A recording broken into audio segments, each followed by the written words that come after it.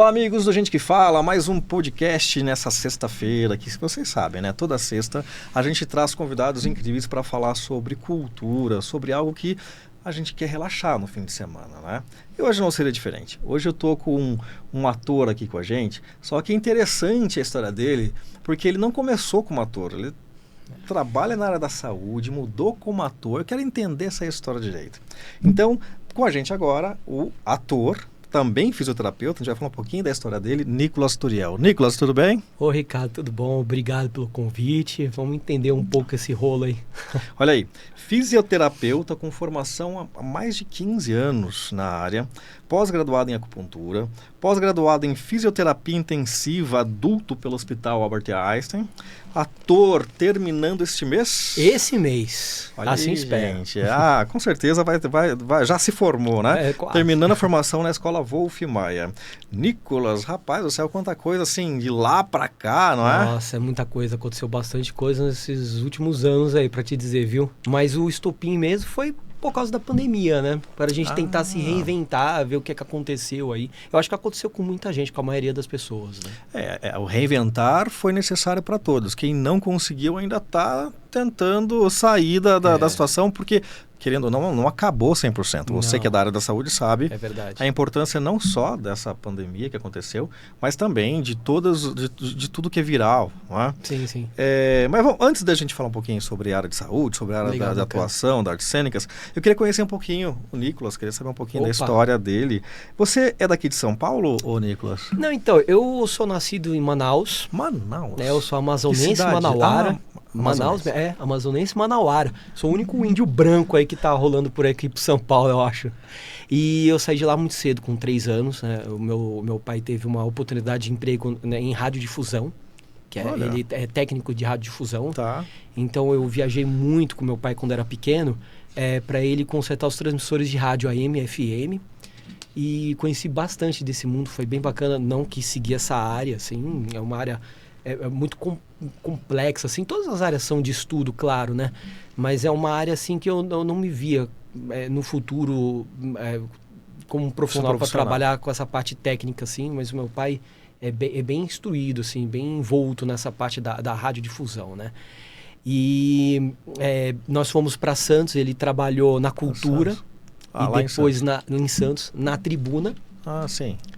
E eu fui praticamente criado em Santos, sou praticamente santista até os meus 18 anos de idade. Eita, você ficou lá até os 18? Até os 18. O que você curtia lá na sua infância, que você lembra, assim, tem saudades, tem lembranças dessa história de adolescência, de infância? Olha, eu tenho saudade porque foi uma infância maravilhosa, muito bem construída por parte dos meus pais, né, do meu pai e da minha mãe.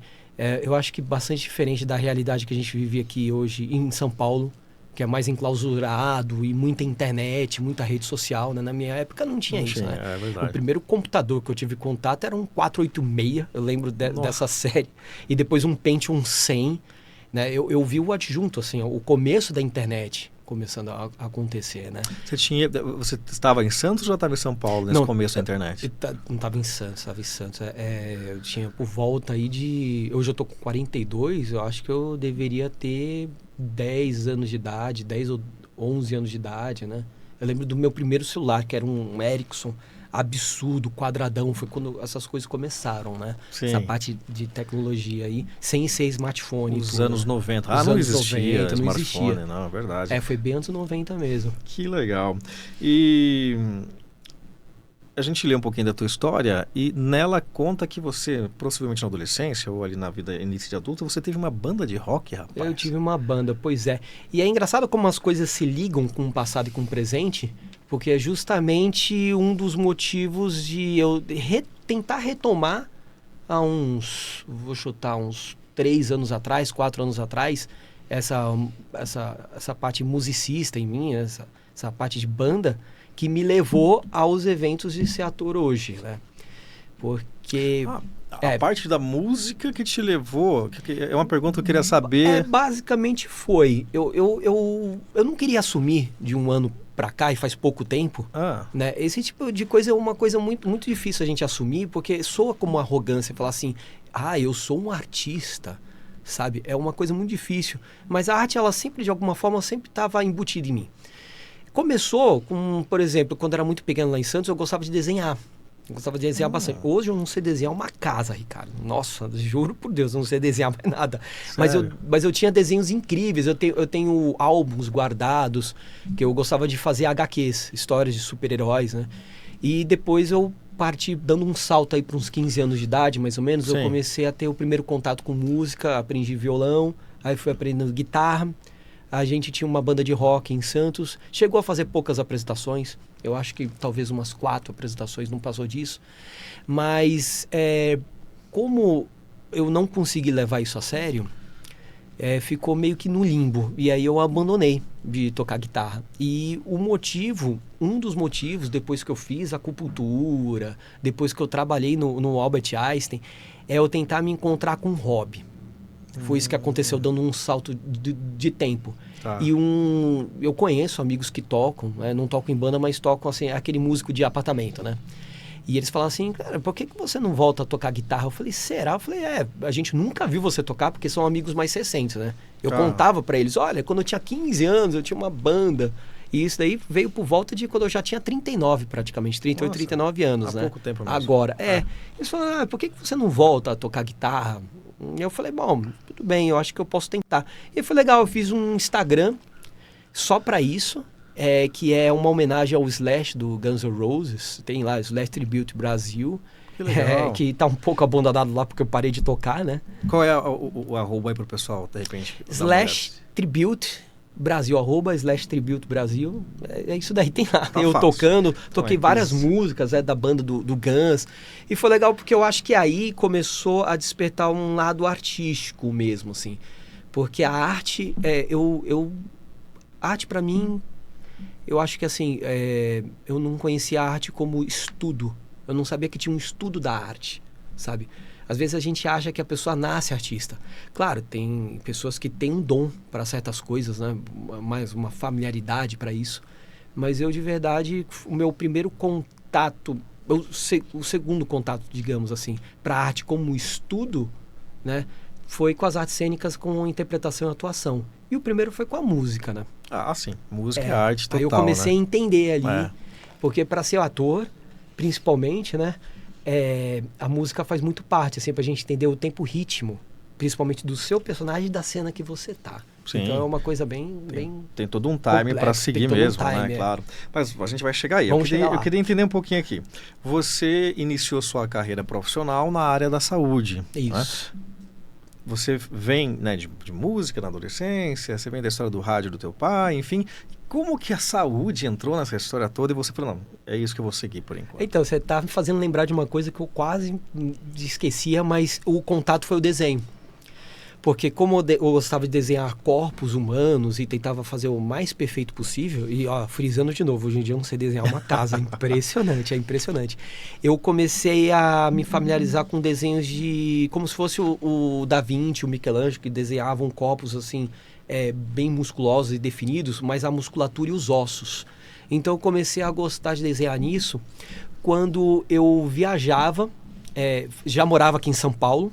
Eu já tinha completado o ensino médio, mas eu não tinha escolhido uma faculdade ainda para fazer. E o que acontece? Nesse meio tempo, eu até retomei um pouco os trabalhos da banda, assim, mas tocando só em estúdio, nada de apresentação. Tá. E o vocalista da minha banda, ele estava completando o curso de fisioterapia. Ele estava terminando o curso de fisioterapia. E no meio daquelas nossas reuniões de música e de desenho, eu conheci o mundo dele, de ele estar estudando fisioterapia, e eu comecei a ficar um pouco mais interessado. Falei, nossa, que interessante isso. Porque às vezes as pessoas perguntam, por que você não fez medicina, já que você estudou bastante? É coisa que as pessoas... É muito comum, né? E eu brinco, falo assim, olha, porque o meu pai não tinha dinheiro para poder bancar uma faculdade de medicina. E eu também nem sei o que era ser médico naquela época, né? Foi meu primeiro contato com a área da saúde, foi com a fisioterapia. E ele comentou comigo, olha... fisioterapia não é só isso daí que você está fazendo, claro, né? Não é desenho e tudo, mas para começar a estudar é bem interessante isso aí que você faz. Aí eu fiz alguns estágios, eu fiz visitações em hospital, em clínicas, para poder entender como é que era o mundo do fisioterapeuta. E de cara, assim, eu já gostei. Eu falei, legal. nossa, é isso que eu quero para minha logística de vida. Porque eu acho que é um alerta até para as pessoas hoje em dia. Às vezes a gente faz muito curso, estuda bastante, gasta um dinheiro com isso, sem ter uma perspectiva do que vai acontecer. Entendeu?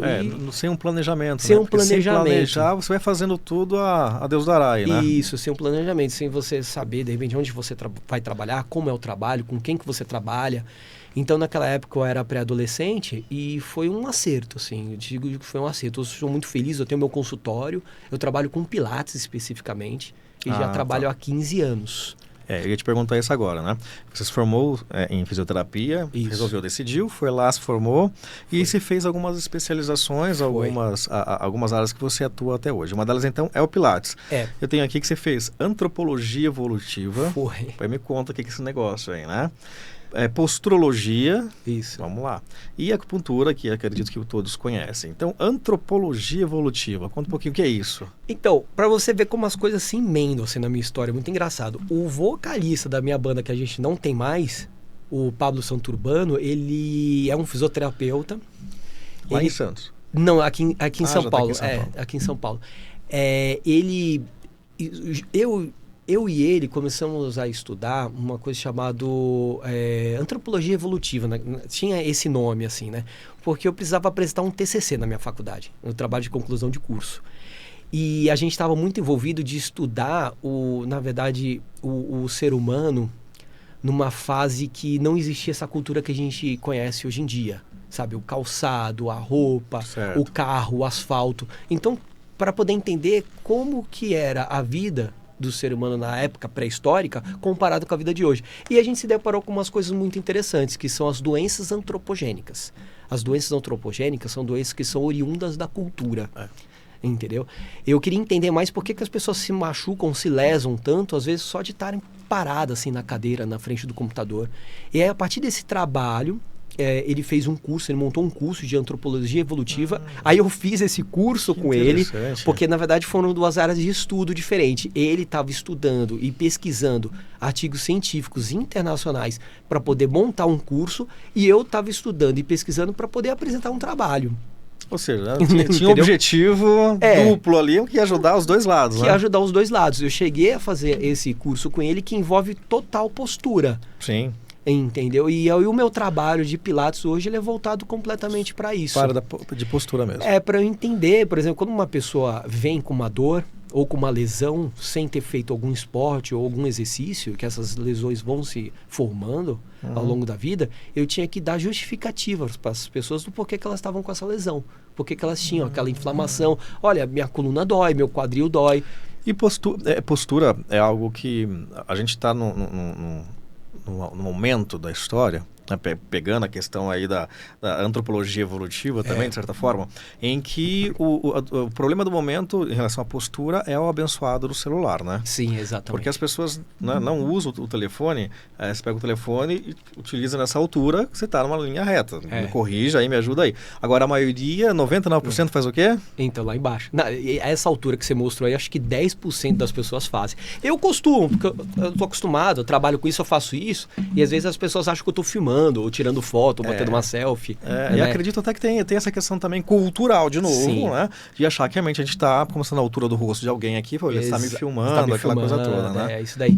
Hoje a Organização Mundial da Saúde já está até mudando algumas coisas, porque antes eram mais dores lombares que apareciam no consultório. Ainda na sua totalidade, mas já mudou muito, assim, são mais dores cervicais e ombro, mas justamente homem por causa do celular. Ou mais mulher, Nicolas, procura o Pilates, procura se tratar, acho que no geral. Olha, há 8, não vou chutar 10 anos não, 5, 8 anos atrás, eram mais mulheres, assim, mas hoje em dia já esse público já está ou 50%, que bom. Entre homens e mulheres, ou já está até quase passando, assim. Porque culturalmente, voltando de novo a cultura aí, os homens tinham menos, buscavam menos, né? Buscavam menos. Resolver os problemas. É aquela história, até na área da acupuntura que você se formou, só Sim. busca quando está totalmente tá com estrupiado mesmo, não tem mais jeito, E aí né? é mais difícil tratar, né? Claro, porque daí Com tá certeza. crônico, daí é uma série de coisas. Mas que bom saber que os homens estão se cuidando, né? Só para você ter uma ideia, hoje na minha agenda, às 4h, eu tenho 2 homens para atender. E às 5h, que hoje eu vou finalizar às 18h, eu tenho uma mulher e um homem. Só para você ter ideia de como que tá o balanço Estamos disso aí, daí. 75% por 25%, né? Bastante. Que interessante. Bastante. E por eu ser homem, instrutor de pilates, né, fisioterapeuta, vende diferente o pacote também, entendeu? E geralmente eu brinco e falo assim, olha, as esposas vêm fazer pilates, elas indicam pro marido, deixam o marido e vão embora. E até acabam, não fazem mais comigo, às vezes não sei porquê. Elas não continuam, mas o marido continua. Isso é muito comum. Que legal. Bom, então você tem a clínica que você disse, Isso, né? isso. E contato para quem de repente queira procurá-lo para Pilates, para as ações da fisioterapia. Olha, hoje é o meu WhatsApp direto, meu celular, que é o 96568-7266. Não tenho mais 11, o telefone. né? 11 96568-7266. Que eu não tenho mais telefone fixo, praticamente é o WhatsApp que funciona direto. E-mail também, praticamente pouca coisa. E você atende todos os dias da semana? Todos os dias, atendo de segunda a sexta. E onde é a sua clínica? Fica aqui perto, fica na frente da Assembleia Legislativa. Tá. É aqui perto, Rua Luiz Gottschalk. Fica na frente do Clube Círculo Militar. Sim. Fica realmente ali pertinho. perto da gente aqui.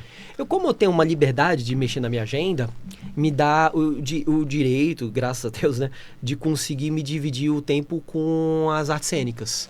Então, por exemplo, os horários de aula do Wolfmeier, que agora está terminando para mim, era de segunda e quarta, das 6h30 até as 11h30. Isso à noite? À noite, tá. Então, por isso que hoje eu vou até as 6, porque eu não tenho mais ninguém marcado esse horário. Tá. Mas os outros dias, terça, quinta e sexta, geralmente eu vou até umas 8, 9 horas da noite. Maravilha. Ou seja, dá para você se cuidar, buscar e de repente... Não tem desculpa. E aí, olha, você ganha 2 vezes, gente, porque além de você procurar, se tratar, ainda você vai conhecer um pouquinho mais sobre as artes cênicas da vida, porque eu falo, viu? As pessoas gostam de falar, gostam de conversar. Assim, o ambiente maravilhoso.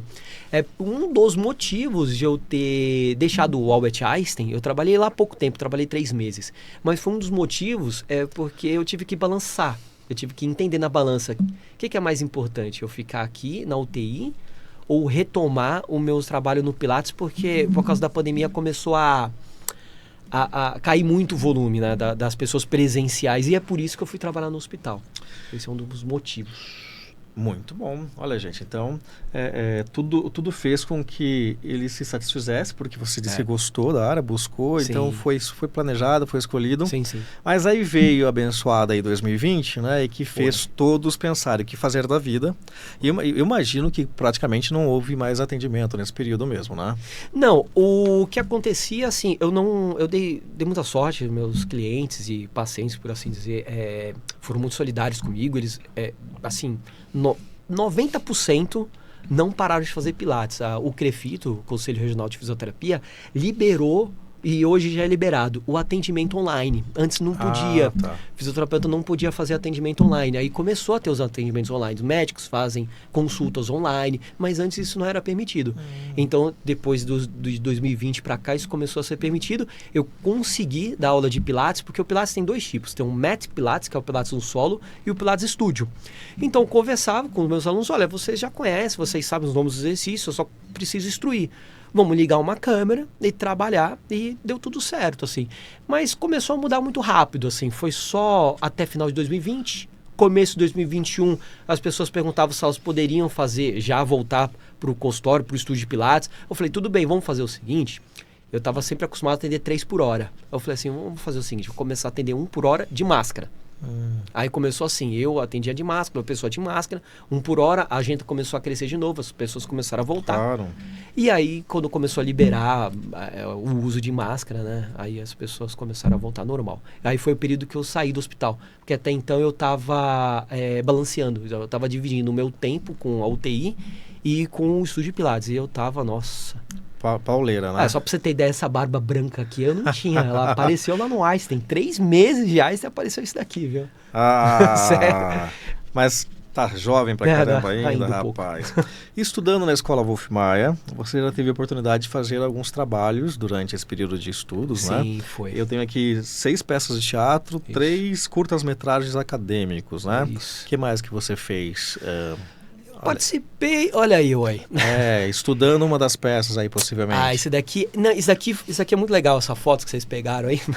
Isso aqui é uma leitura de uma peça. Eu fui convidado a fazer uma leitura pela Annette Neimer, que é a maravilhosa Annette. Annette, te amo. A Annette, ela é a mentora, proprietária do Teatro Garagem, onde eu já fiz 5 peças de Shakespeare lá no Teatro Garagem. E aí a Annette me convidou para poder fazer uma leitura de uma peça. É muito interessante esse dia, porque ela falou assim, Nicolas, você vai ser convidado para uma leitura às cegas. Eu falei, leitura às cegas? Não conheço. Então, também não conhecia. Eu falei, o que é uma leitura às cegas? Eu falei, não, fica tranquilo. Você vai chegar, é de propósito, eles gostam de fazer isso para surpreender o ator e a criatividade do ator. A gente vai te dar um texto, a gente vai falar o personagem que você vai fazer e você vai ler. E aí comigo tinha mais 5 meninas e eu aparecia praticamente no segundo ato. Então a peça tinha 2 atos, eu estava fazendo leitura com elas iam interpretando, atuando ali, todo mundo sentado. Tinha um público assim em volta da gente para participar e foi uma experiência maravilhosa, assim. Que legal. Aí eu ia me preparando, eu falei, bom, já tô entendendo o escopo da história aqui, quando chegar no segundo ato eu já entro. Leitura cegas é chegar agora para você, e faz papel. E fazer, pronto. Exato. Era aprendemos. Isso. Foi isso. Se a gente for convidado a algo similar, se você souber, olha, já... Hoje não vai ter nenhuma leitura cega. Não, leitura não, mas... Só fala. Nós vamos... Só fala cegas. Mas a gente vai conversar um pouquinho agora, né? Ele fez vários trabalhos... da área das artes cênicas em pouquíssimo tempo, não tem nem 3 anos, teoricamente, de escola, né, do Wolf Maia. Isso. Mas ele já atuou em 6 produções, com papéis importantes, né, com papéis de renome internacional, né? Foi abençoado porque a minha mãe do teatro, que é a atriz e diretora Eliette Cigarini, ela fez bastante novelas da Globo, ela é bastante conhecida no meio. Ela tem uma companhia, um grupo teatral chamado Shake Cena. E ela me convidou no começo ali, quando eu estava no segundo semestre, entre o segundo e o terceiro semestre, ela me convidou para participar. Se eu ia topar a empreitada, deu uma lida em uma peça chamada Hamlet, que é bem conhecida aí. A gente vai falar dela agora, legal, né? Monólogos de Hamlet, é isso? Foi isso. Você fez... Foi a sua primeira peça? Foi minha primeira peça, profissionalmente, e a gente fez 2 temporadas. Em 23 e 24. 23 e 24. Você atuou no papel do Rei Cláudio, Rei Cláudio. Quem era o Rei Cláudio? Como é que é a história aí dessa personagem? Eu vou te contar. É engraçado que toda vez que eu falo isso, as pessoas olham pra minha cara e falam assim, cara, eu não acredito que você tá falando uma coisa dessa, mas eu vou ser sério com você, Ricardo. Quando eu fiz o Cláudio, eu acho que isso é o mal de todo homem, a gente achar que é imortal. Né? Acho que todo, eu acho que todo homem acha que é imortal. Todo mundo sabe que um dia vai pegar um trem, mas ninguém quer chegar na sua vez da fila, né? Pois é, mas eu achava, até fazer o Cláudio, eu achava que nada podia me atingir, sabe? Quando eu comecei a ler a peça de Shakespeare e li o Cláudio, eu entendi que... Eu descobri a minha mortalidade, juro pra você. Você fala, não é possível que você tá em outro planeta, você tá falando uma coisa, mas é verdade. Eu comecei a ficar muito mais sensível, ter muito mais empatia pela vida e pelas pessoas, assim, ó. Eu aconselho muito quem puder fazer um curso de teatro, não precisa ser profissionalizante do jeito que eu fiz, mas eu acho que o teatro ele tem que estar nas escolas, sabe? Oficialmente as aulas eram de 2 vezes por semana. No Wolf Maia, essa daqui é da companhia de teatro Shake Cena e era aos finais de semana. Tá. Então me desdobrava. Na verdade, o Wolf Maia era 3 vezes por semana. Era segunda, 3. quarta e quinta. Tá. E quinta-feira era uma aula online de preparação e mais descobrimento de gravações que a gente fazia. Porque no Wolf Maia a gente divide o tempo com teatro, cinema e TV. Então, as segundas-feiras eram TV e cinema. E quarta-feira o teatro. Aí na quinta-feira era uma devolutiva. A devolutiva é a preparação do ator, a conversa com o ator. Já vendi o curso pro Wolf Maia. O Wolf depois a gente conversa, viu? Mas voltando pro Hamlet, o Cláudio, ele é interessante porque o Freud falou que o Shakespeare é o dramaturgo que mais entendeu a alma do ser humano. E o rei Cláudio, ele se tornou rei porque ele deu uma rasteira no irmão. Ele queria a mulher do irmão, não era Ele isso? queria a mulher do irmão. Ele criou a mulher do irmão e o reinado, esse poder, né? Na peça, não fala de diferença de idades, sabe? Mas dá pra entender que o rei Hamlet, porque ele também tinha o nome do protagonista, do filho, o Hamlet. O rei Hamlet, por ele ser rei, provavelmente ele era o primeiro da linhagem, né? Sim, Seria sim. o primogênito. O primogênito, né? Então dá pra entender. Isso não é dito na peça, mas você entende por Sim, conta né? disso que o Cláudio não era. O Cláudio era o mais novo. Ele deveria se sentir... Essas coisas são coisas que o ator interpreta, porque não tem no texto. Então eu me sentia, como o Cláudio, inferior e que eu poderia ser muito mais, porque estava no meu sangue, entendeu? No sangue do Cláudio. E ele assassina o irmão envenenado. Ele envenena, fica com o Reinaldo, casa com a cunhada, né? Também não é dito na peça que a cunhada sabia de tudo, mas fica tudo entre linhas, né? O subtexto, né? Que talvez ela soubesse de toda essa armação dessa trama do Cláudio, né? Olha aí, gente. Então, eu imagino... O que eu gosto muito... Eu sou apaixonado por teatro, não é? Enfim. E o que eu gosto muito numa peça teatral é que você tem história, tem começo, meio e fim, enfim, tem todo o enredo certinho, mas ele te abre opções para você colocar aquela personagem que chegou nessa braveza, não só por aquilo que a gente está vendo aqui, mas porque tem algum contexto de infância. Então você cria, quando você assiste com um olhar mais crítico, você se oportuniza a entrar na história de alguma maneira, né? Sim. Você tem autores, dramaturgos super conhecidos como o Arthur Miller, americano, o Chekhov, russo, Shakespeare, o nosso Nelson Rodrigues, maravilhoso. São dramaturgos que eles conseguem colocar uma linha de raciocínio ali para você seguir um protagonista. Existe um protagonista, mas o protagonista ele é mais um fio condutor. Shakespeare gosta de fazer muito isso. Ele é um fio condutor para a história, mas de tão importância, às vezes ele não tem muito. Tem os outros personagens que estão em volta, né? Então, Shakespeare ele é muito bom nisso, né? De conseguir enfatizar tanta importância nos seus personagens. Seus personagens são muito ricos, são muito humanos. Olha, gente, é muita história. É muita e coisa. Falar de Shakespeare aqui, então, daria uns 5 programas no mínimo, né? Mas vamos seguir em frente, que ele tem bastante coisa legal para contar pra gente, né? Eu imagino que essa próxima personagem que você tenha feito te foi importante porque te oportunizou a estudar um pouquinho sobre a cultura, tudo, né? Tô falando de Pacto em Veneza. Num papel de um judeu. Eu vou pedir para ele falar o nome, vai que é o R aqui, o nome da personagem, né? É uma adaptação da peça O Mercador de Veneza, que também foi no Teatro Garage, que ele já explicou. E como é que chamava esse personagem judeu? Shylock. Tá vendo? Eu ia errar. Você ia falar Shylock, né? Possivelmente ia falar Shylock, né? O teatro... O Shylock. O teatro... Umas coisas engraçadas que tem no teatro é que a gente tem uma liberdade, ainda mais Shakespeare, que é tão ambíguo, né? A gente tem uma liberdade de brincar com certas coisas, mesmo não estando escrito no texto. Tem um momento da peça, no final da peça, que tem um julgamento, que a advogada, a juíza, ela fala assim, seu nome é Shylock? Aí ele levanta e fala, meu nome é Shylock.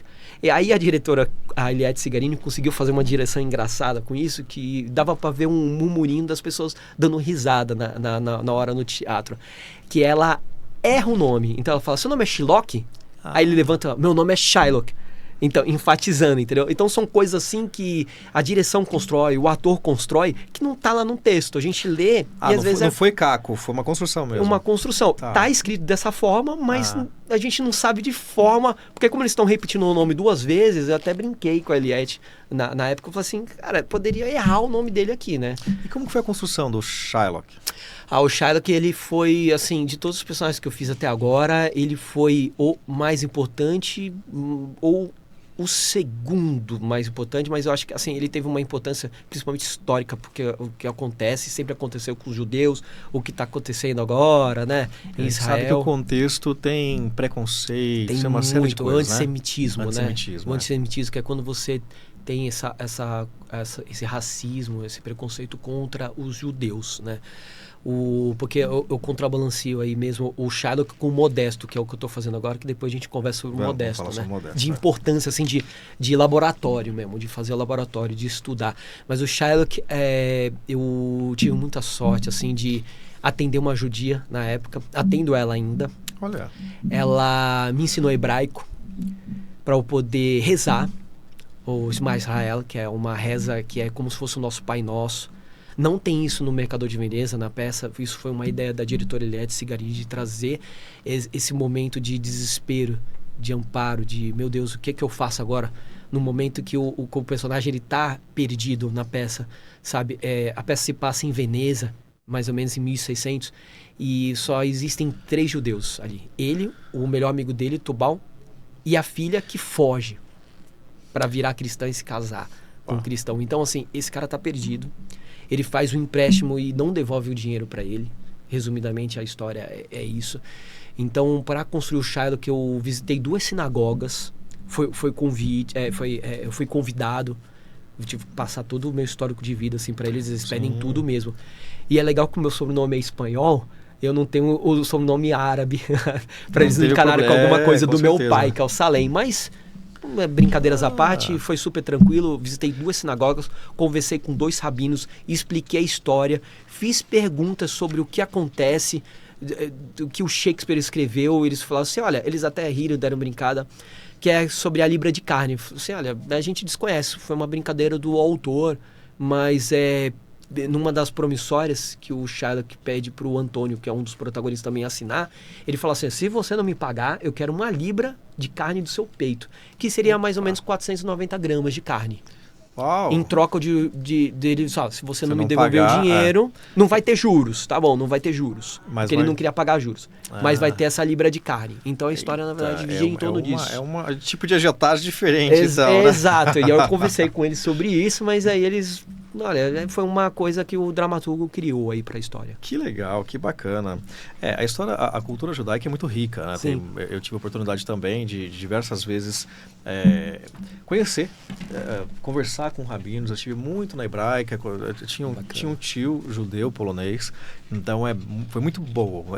Eu aprendi muito, foi muito rico a experiência. Ele tem uma frase bonita que eu conversei com a diretora, ela gostou, assim, a Eliette Cigarini, é maravilhoso trabalhar com ela, assim. Tudo tem que ter uma circunstância, tem que ter um motivo, tem que ter um propósito. Se você traz isso pro diretor, não só a Eliette Cigarini, mas para qualquer diretor, ele compra a sua ideia, né? Sim. Tem uma frase que o Shylock fala no momento, assim, que ele quer dar uma lição de moral. Isso é legal porque o teatro, ele não é só entretenimento, o teatro é pedagógico. Claro. Essa é a função do teatro, cultura, né? mesmo, é mostrar a importância de cada um. Sim. E o Shylock fala, ele vira pro Antônio e fala assim, quem é o sábio? O sábio é aquele que aprende até do tolo. Então, se ele dá uma lição de moral, porque ele sofre muito preconceito por parte desse Antônio, e é justamente o personagem que pede o dinheiro emprestado, sem juros. Ele fala, olha, confia em mim, eu sou cristão, me empresta o dinheiro, mas eu não quero pagar juros nenhum, entendeu? E aí ele perde o dinheiro, não tem dinheiro para devolver, por isso que dá a treta toda. Ele perde dinheiro. Poxa vida. Poxa, que pena que já passou, né, gente? Mas aí, quem sabe, né? Tudo quem pode, volta alguma coisa. Pode voltar, né? Sim. A próxima personagem que o Nicolas teve oportunidade nesse... Você vê como que é bom estudar, né? Ir numa escola de qualidade. É maravilhoso. Né? Eu conheço o Wolf, conheço a Maria, a filha dele, conheço a turma toda ali. Eu sei do comprometimento, né? Aqui não estou fazendo merchan, estou falando de uma qualidade mesmo, que eu sei que a escola tem boa qualidade, né? Se tivesse que repetir tudo de novo, repetiria de novo. Né? Porque... Então, mais uma oportunidade que o Nicolas teve foi Amor e Outros Pecados, ano passado. Né? O Amor e Outros Pecados é um compilado de cenas do Nelson Rodrigues. Exato, Não é? Estrelando Boca de Ouro no Teatro Nair Belo, que é um teatro espetacular também, né, Nair Belo, sob direção de Marcelo Fonseca. Isso. Então, grande Marcelão, um abraço. Amor e Outros Pecados. Conta pra gente. Olha, o Boca de Ouro, ele já foi interpretado vários atores brasileiros super famosos, conhecidos. Eu fui dar uma olhada, assim, pescar um pouco, tanto no cinema como no teatro. Pesquisei um pouco. Quando eu pego um personagem, o Ricardo... Essa mudança facial, de barba, de tudo, você daí, muda tudo, né? Exato. É bem expressionismo, tá? O Marcelo quis trazer mais pro expressionismo, assim mesmo, essa montagem de Nelson Rodrigues. E, assim, quando eu pego um personagem, por mais que... Tudo bem, eu posso já ter assistido alguma coisa. Por exemplo, vou chutar, porque o Boca de Ouro, ele é o nosso Coringa brasileiro. Inegável. Quando você pega a peça e lê, fala assim, pô, entendi esse Coringa, cara. Ele é o Coringa. E aí por exemplo, Maquiagem, lembrando, né? sim, dente dourado ali, coloquei um dente ali, isso aí dificultou pra caramba a minha dicção, cara. Nossa, projeção de voz não, mas toda a postura, porque eu falava que ele tinha a língua presa. E o diretor Marcelo até deixou, eu falei pra ele, cara, tá difícil. Não, deixa que tá até engraçado, porque parece que você tem a língua presa, você falando. Só se preocupa com a projeção, pra gente ouvir a sua voz, mas a articulação ficou bem prejudicada, mas graças a Deus deu tudo certo. Pela foto, simplesmente assim, não dá, né, para ter toda a noção, mas eu imagino que teve muita expressão corporal mesmo, Teve né? bastante, Ação ele de queria muito. movimentação, né? Ele queria muito movimento, eu me libertei nesse personagem, eu gostei bastante. Eu gosto de uma coisa com muito movimento, até com um pouco de sujeira. Alguns diretores não gostam, eu gosto de uma coisa mais clássica, mais limpa, mais clean, corpo muito alinhado, os braços... Você soltou tudo ali. Eu me soltei bastante. Não foi... Depende da pessoa, depende da pessoa, do humano, do ator, pegar um personagem. Por exemplo, tem personagens que foram muito difíceis de fazer. O Shylock foi um personagem difícil. O Modesto que eu estou fazendo agora, da peça da construção, que depois a gente conversa, ele teve as suas dificuldades. O Boca de Ouro, eu simplesmente me soltei na loucura e na diversão, porque ele é um personagem, assim, ele é um bicheiro. É meio traficante ali do Rio de Janeiro, né? Então nessa cena aí é uma cena que um casal vai pedir dinheiro pra ele emprestado e ele começa com malícia com a menina e com um cara, entendeu? Opa. Tentando dominar eles ali. Né? Ele domina as pessoas através do sarcasmo dele meio oculto ali, entendeu? Esse é o Boca de Ouro. Que legal, olha que bacana, gente. Então, e Nelson Rodrigues é Nelson Rodrigues, Nelson né? Rodrigues é maravilhoso. Não precisa nem falar muito que dispensa apresentações. Seguindo a vida. Vamos seguindo lá. a vida. Esse menino não só estudou, ele atuou mesmo. Pois é, Que bacana. Eu não tinha noção, sabia que? Eu não tinha noção. Eu não tinha noção de quanto que o ator precisa estudar. Com certeza. De verdade, eu não tinha noção nenhuma. Assim. Mesmo para criar uma personagem, você tem que fazer um laboratório bem intenso. Fazer uma gênese. Uma a gênese, né? é super importante a gênese né? do personagem, criar uma história mediante as circunstâncias que está ali no texto. Porque tá no texto, tá escrito, tá nas linhas. Tem entrelinhas ali o que você precisa fazer. E o ator tem uma oportunidade, abrindo um parênteses aí pela tua fala, de viver outras pessoas, de serem outras pessoas na mesma vida, né? Pois é, eu gosto de fazer os vilões, não sei se você já percebeu, mas... pelos seus personagens, eu percebi, o vilão tem né? muita camada, entendeu? Sim. Eu acredito que é o máximo de todos os atores, fazer o vilão, né? Todo ator gosta de fazer vilão. Ser o antagonista ali e mandar conta, né? O próximo papel e personagem que o Nicolas atuou foi em Otelo, o Mouro de Veneza, isso. Ele fez a personagem Iago. Sim, perdão. Iago, olha aí. De novo, olha lá, outra barba, outra cara, outra expressão. Vai mudando, muda o cabelo. Outro cabelo, e aí? Isso é muito importante. Aí do Iago pra gente. Quem foi o Iago? Qual é o contexto? O Iago... Olha, o Iago é um personagem que deu trabalho. Muito bonita essa expressão, né? Ficou bacana. Bem legal. Que ele tá, inclusive... O Iago é difícil, ele é difícil até hoje. Foi o personagem mais difícil que eu já fiz. E provavelmente a diretora Liette Cigarini vai querer voltar com outros planos, talvez uma terceira temporada mesmo. Ela tá com planos com Otelo, para fazer Otelo. A gente fez 2 temporadas maravilhosas, lotados lá no Teatro Garagem. O Iago é um personagem que deu muito, muito trabalho e vai continuar dando trabalho. E se eu voltar a fazer ele de novo, com certeza vai ser difícil. Ele é um personagem, ele é manipulador. Sabe, ele consegue manipular as pessoas para atingir os próprios objetivos dele, os objetivos nefastos, né? Na peça o Iago, ele é um alfer, é uma patente que não existe mais hoje militar. Era o cara que segurava a bandeira, né?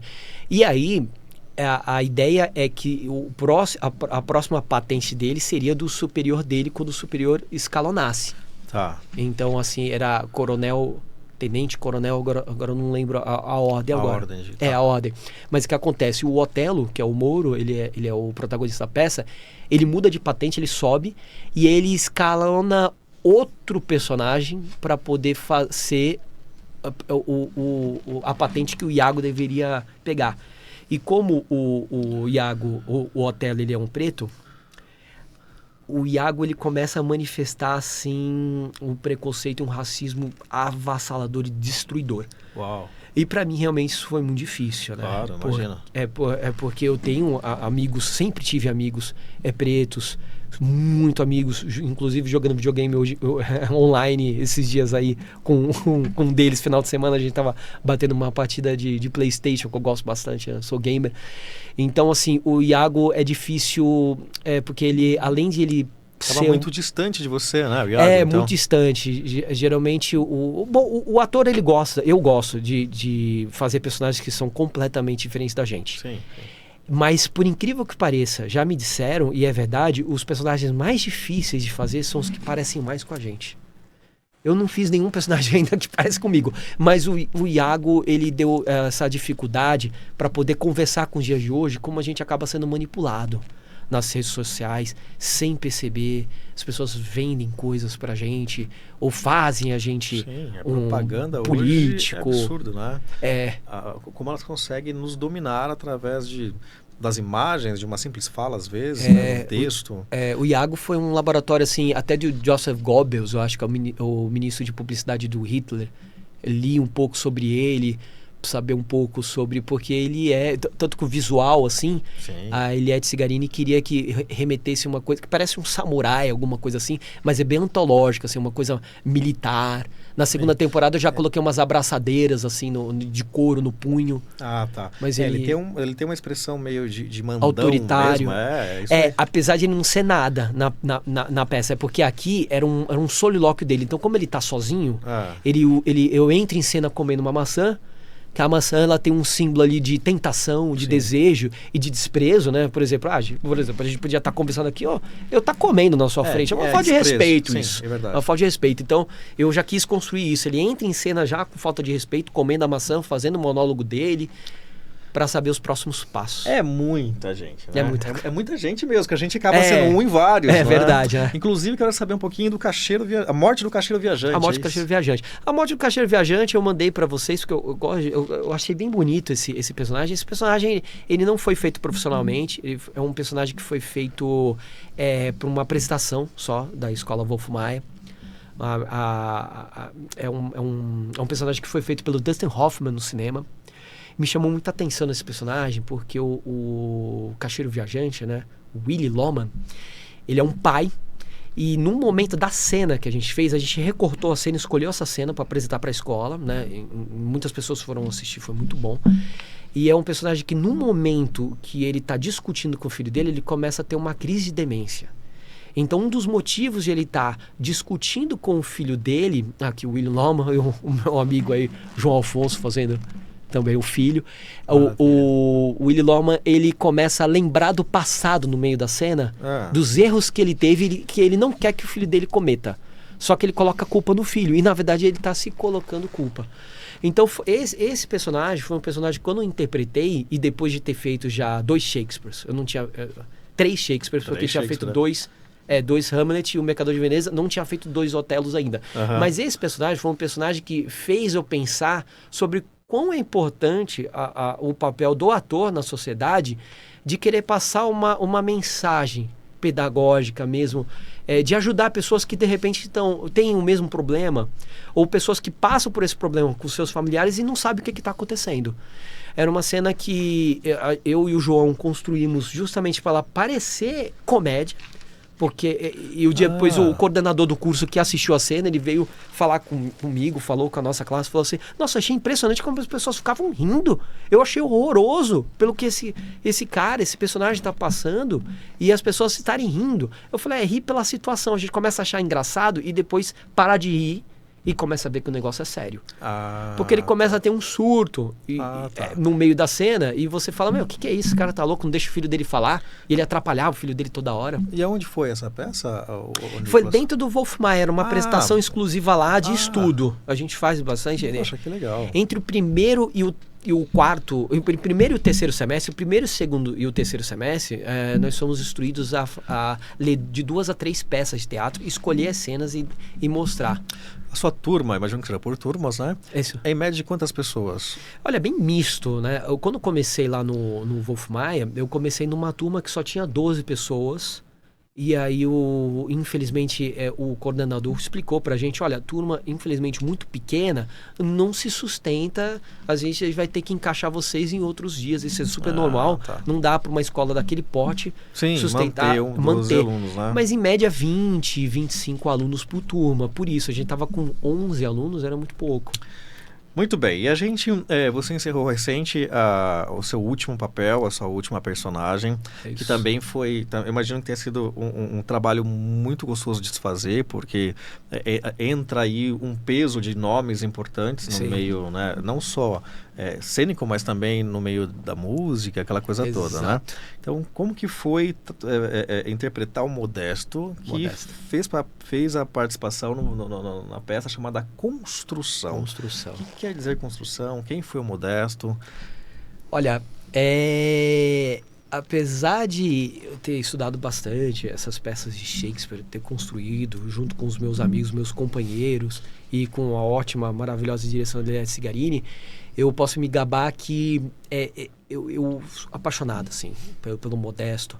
Essa última peça, para mim, é o meu melhor trabalho. É o trabalho que eu mais... Não que eu não tenha me esforçado nos outros personagens, mas é porque nesse ele vem num momento super importante para mim, um momento de evolução como ator, sabe? Esse nome Construção, ele me pega pra caramba. Pra mim significa várias coisas, porque realmente é sobre uma construção, tá? A construção, essa peça do Dan Rosetto, o dramaturgo Dan Rosetto, ela tinha um outro nome, ela se chamava Crônicas de um Amor Suburbano. E aí ele foi moldando para os atores essa peça. São 22 atores na peça, em cena. Uau. São 22 personagens. Que legal. Tem uma atriz que dobra, na verdade, ela faz a cantora, que é a Bia Barroso, tem uma voz maravilhosa, linda, ela dobra, ela faz que é uma cantora, que é como se a gente contasse a história através da narrativa da cantora. Então ela dobra, faz a cantora e faz um outro personagem que é uma mulher escondida de homem, disfarçada de homem, para poder trabalhar na construção de Brasília. A peça agora, né? Ele vai falar isso agora, então, porque assim, a imagem já deixa claro que é uma construção, mas aí eu ia te perguntar, porque aqui lembra o Rio de Janeiro. Exato. Os caminhos do calçadão do Rio de Janeiro indo para Brasília, chegando a Brasília, ou vários caminhos vindos de outros lugares, que são os candangos que trabalharam, né, na construção. Várias pessoas de vários estados foram pra lá, candangos, né? São esses trabalhadores que vieram de várias regiões, mais especificamente os nordestinos, né? E a peça, ela é contada, tem a parte que tem uma narrativa que é pelas músicas, ela não é um musical.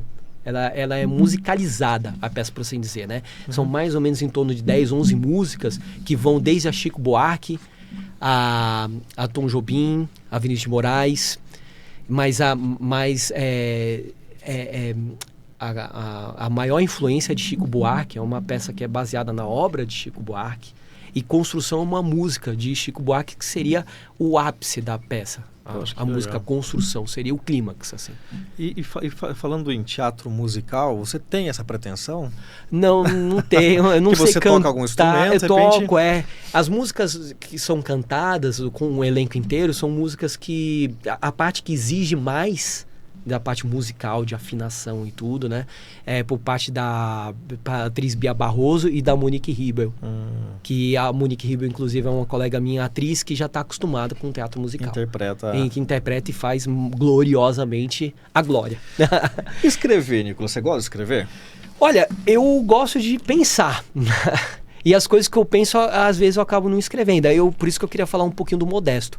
Rápido, assim, antes da gente terminar. Claro. Porque essa peça, eu fiz o teste para fazer o vilão, digamos por assim dizer, mas hoje em dia a gente cria um novo nome, que eu imagino mais o antagonista. Que eu citei há pouco, né? Ser o antagonista do protagonista. Tem o protagonista e o antagonista. Isso. O Justo, ele seria o vilão, sim, mas ele é mais o antagonista, na minha visão, assim, né? Do Pedro, que é o protagonista, que vai pro Rio de Janeiro para poder tentar a vida, trabalhar, ganhar dinheiro, para poder sustentar a família dele. Por conta disso, o Justo, ele fica com muito ciúme da chegada dele, porque o Justo é apaixonado por uma cafetina, dona de um bordel chamado Casa Amarela.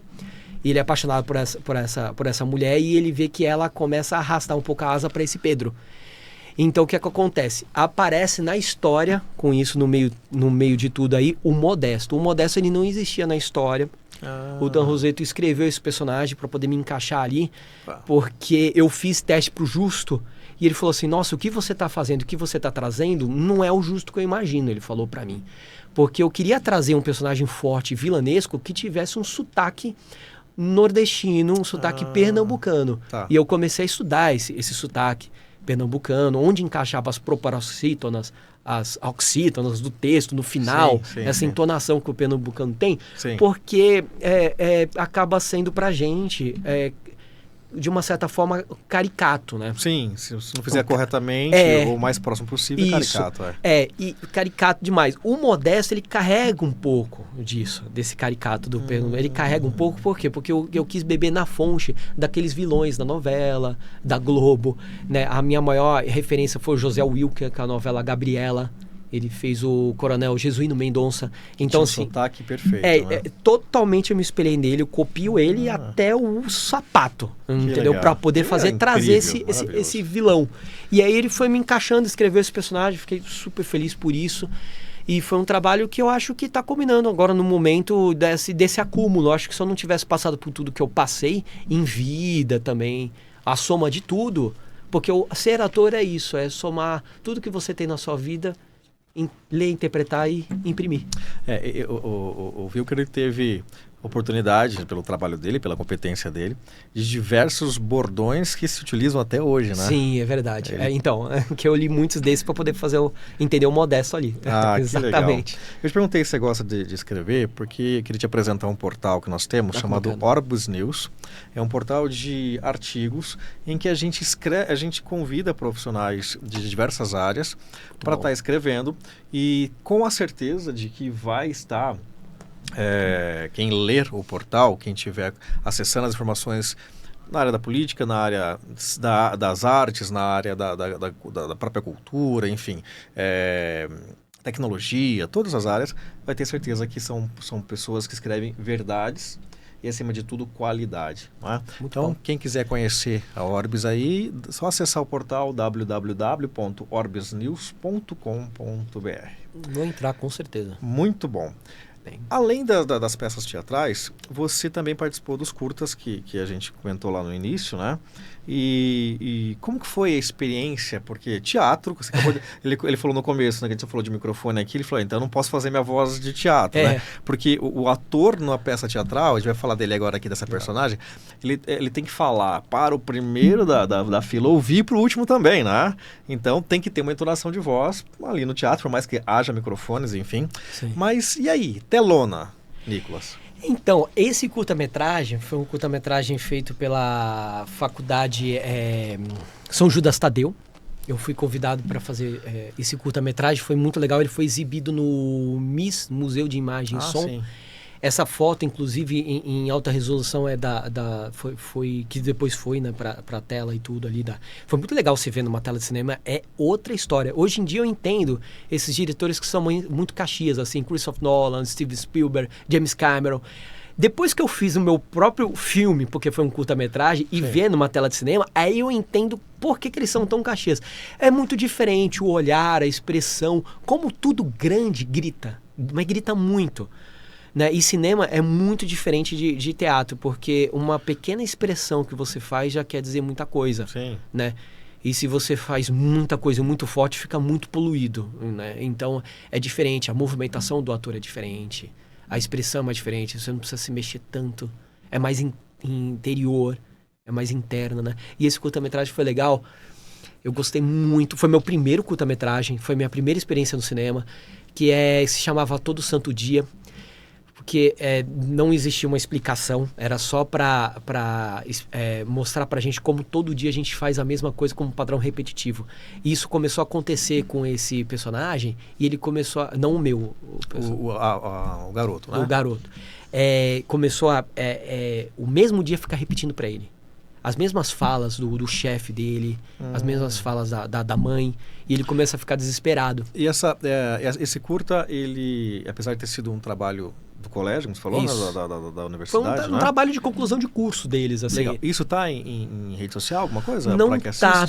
Não, infelizmente não tá. Ah, que pena. Que pena, mas foi muito Mas bom. foi uma experiência boa, tenho certeza. Quem foi no cinema viu. Quem foi viu. Bom, a gente está quase no final, mas eu queria assim, agora você também está no seu final do Wolf Maia. Sim, sim. E aí, o que você tem aí de pretensão para os próximos meses, enfim, olha, futuro, novos estudos, quando novas a gente chega, experiências? quando a gente chega nesse semestre que eu tô agora, que é o 5º, a gente tem uma opção de já conseguir tirar nosso registro de ator, que é a DRT. O DRT. Eu já tô com algumas horas bastante aí acumuladas aí, terminando agora esse 5º semestre a peça, provavelmente é isso que eu vou fazer. Então, assim, não obrigatoriamente a gente volta para fazer um 6º semestre. Eu tô pensando nisso, só vou pensar nisso em setembro, se eu voltaria para fazer esse último semestre. Tá. Mas o mais importante agora é se aventurar mesmo profissionalmente. Mas eu penso muito em novela, gosto bastante, mas eu sou muito apaixonado por teatro. Então eu quero expandir um pouco para TV também, assim que eu conseguir meu registro. Já se vinculou com alguma agência? Já tô numa agência. E aí, legal. inclusive, teve um teste aí para fazer, que eles queriam alguma coisa para uma novela na Record, eles perguntaram para mim, Nicolas, você já tirou a DRT? Eu falei, eu não tirei vida. essa DRT ainda. Porque o SATED, o órgão, ele é bem criterioso, entendeu? Então eu preciso direitinho, todas as horas bonitinhas para poder mandar para eles, e é isso daí. Referência de autor. Autor de escritor? De novela. Você falou muito de novela. Por exemplo, Rinaldo Silva, a gente tem grandes nomes aí que já foram. O Ivani Ribeiro, a gente tem tantos nomes. Não é querendo... assim... eu fui... É muito engraçado como as coisas... Uma coisa puxa a outra, né? Eu sou muito ruim para conhecer autor brasileiro, tá? Nacional. Mas falando assim, só do próprio diretor, digamos... Eu sempre fui familiarizado e sempre me puxou para as novelas do Wolf Maia. Ah, sim. Por exemplo, não foi uma novela, mas quando ele fez Hilda Furacão, eu gostava do estilo de contar a história dele pegar um autor e transpor pra tela, sabe? Eu sempre gostei desse tipo de coisa. Já foi uma minissérie aquele ali, Já foi uma minissérie. Já foi uma minissérie. Então, isso foi um dos motivos de quando eu pesquisei, tem a Célia Helena, que é uma escola de teatro maravilhosa, super conhecida aqui em São Paulo. Maravilhosa. Mas quando eu pesquisei para poder fazer o meu curso, quando veio o nome Wolf Maia, eu não pensei duas vezes. E como surgiu o convite, Hugo? Como surgiu a ideia de você ir lá fazer o Wolf? Você vai... como surgiu essa ideia? Então, aí é uma coisa bem cabulosa, assim, mas eu vou tentar ser prático. O meu pai sempre foi muito cinéfilo, e eu também. A gente conhecia mais de cinema e TV, com as novelas e filmes, tanto nacionais como americanos, do que teatro. Não, eu fui ter contato com teatro, na verdade, a primeira vez, quando eu entrei no Wolf Maia mesmo. Entendeu? Então, assim, eu não vou falar que isso sempre foi um desejo, sempre foi quero fazer teatro, quero estudar cinema, TV, mas quando eu terminei a ABA e depois a Associação Brasileira de Acupuntura e o Einstein, e eu voltei a trabalhar normal no meu consultório depois da pandemia, quando veio a música, para eu retomar ela como um aprendizado de hobby, digamos assim, eu fiquei interessado de entender se dava para estudar esse negócio de atuação. Vendo um filme que eu não lembro especificamente, mas era um filme do Leonardo DiCaprio. E eu olhei e falei assim, será que dá para estudar isso? Será que eu vou encontrar um novo hobby? E no outro hobby eu acabei encontrando uma profissão. Aí fui fazer um teste, né? Você faz um teste na escola para poder... Tem um processo seletivo. Passei no processo seletivo. E aí comecei na escola. Foi isso. E agora já está acabando. Agora já está, né? Muito um minuto aqui. A gente viu que você gosta de motos. Gosto, sou apaixonado. É aventureiro? Olha, não! Olha aí.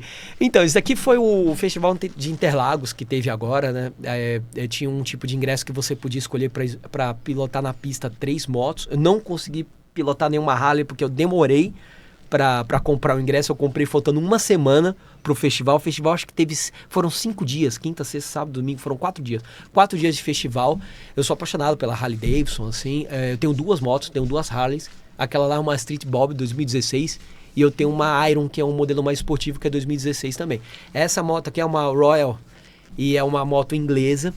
E eu estava pilotando aí no circuito de Interlagos e me surpreendeu, porque eu achei que ia ser um passeio de 60, 70 quilômetros. Mas o que acontece é que eles falam que você tem que acompanhar o instrutor que está na sua frente E para acompanhar o instrutor, nessa moto aqui, eu numa reta foi 150 km. Que legal.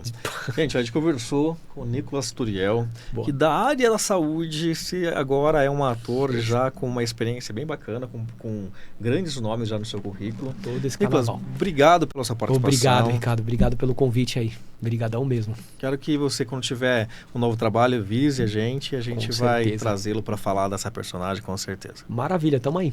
Obrigado. Valeu, gente. E vocês, obrigado mais uma vez. Um ótimo fim de semana. Lembrando que a gente está de segunda a sexta-feira na TV aberta. Então, 5 horas da tarde, nos assistam, nos acompanhem. A gente vai estar sempre com grandes convidados, como hoje o Nicolas aqui com a gente, tá bom? Lembrando também que você pode nos acessar pelas redes sociais, @programa Gente que Fala, e na AltV rever todos os nossos programas. Um bom fim de semana e segunda estamos de volta.